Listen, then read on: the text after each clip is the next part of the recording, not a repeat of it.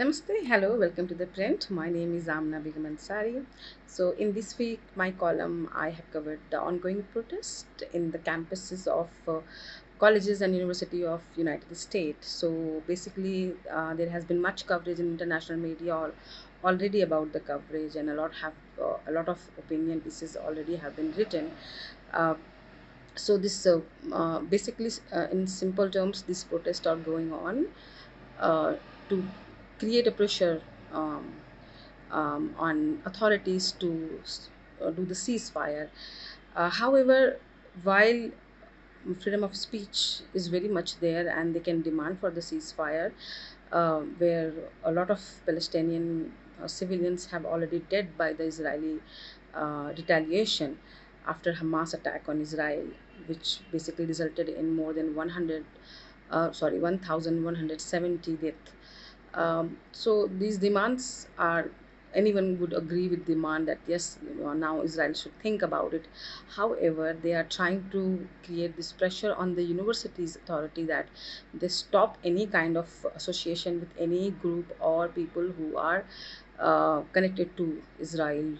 And we can understand how this create a very kind of very problematic situation for the administration of universities. They are they are struck between staff which is concerned about the freedom of speech, the students' demand, and the politics of US. So it's very clear when we talk about the politics of US, any kind ideological party is in a favor of Israel, and they're going to keep doing it. And we can see the same thing in the speech of Biden, where he says that uh, dissent is very welcome, but it cannot create chaos. So the language is such that where these protester and demonstrator are getting equated with the people who create chaos. And also there has been used the word like these are professional protester basically. So the protest where vested interest are taking part and they are professional, they are not organic, and but there is an organized protest going on. And it's very interesting to see these language coming from the American authorities. However, the more interesting thing, the media, the way they are covering this entire protest. Despite the media and authority, this protest is still spending, and now it has reached to the Europe as well. But the media is also in a very much sync with the authorities, and they are speaking the same language.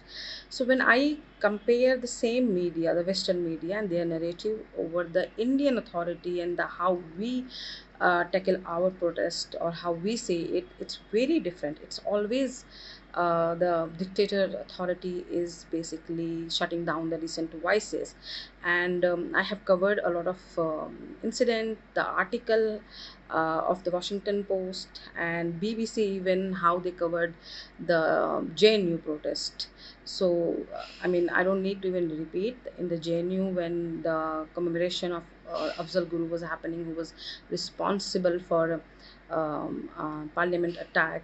So, those kind of celebration can take place in JNU. However, if Indian state take any action on those students, it is called an attack on dissent. And we're talking about the Umar Khalid who, in his deleted Facebook post, basically glorified Burhan Wani, a militant. He is some kind of hero for Western media. But imagine the same kind of things going on in the US campuses.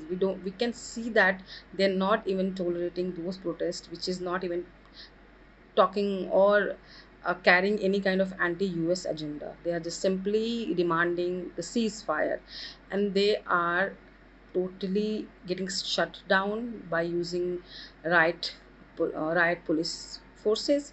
And the media is also being right now very nuanced. Even if you see the BBC headline, it's very different what the headline they have given to the JNU protest.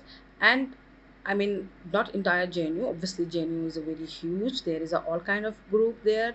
So the ultra leftist student group also exist there, and they have all right to exist and to their opinion.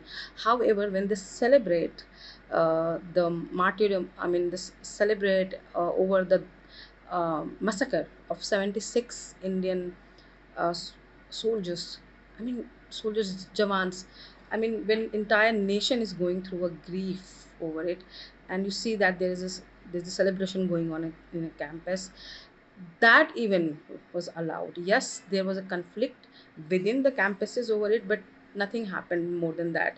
Still, we always listen this criticism of India over freedom of voice and speech, which I do believe that US wouldn't have handled with that I would say grace, or with that then they wouldn't have remembered their freedom of speech and absolute and their First Amendment and all. So JNU has certain kind of element with their uh, uh, which carry the agenda which is very anti-national. They are looking for some kind of destruction of India, and can have their they can have their opinion. However, if you cross certain line which is against the Indian law, Indian state can also take actions within the law, and if, only when we the Indian state only do that, even that get covered in a sense like democracy is dying in India or something.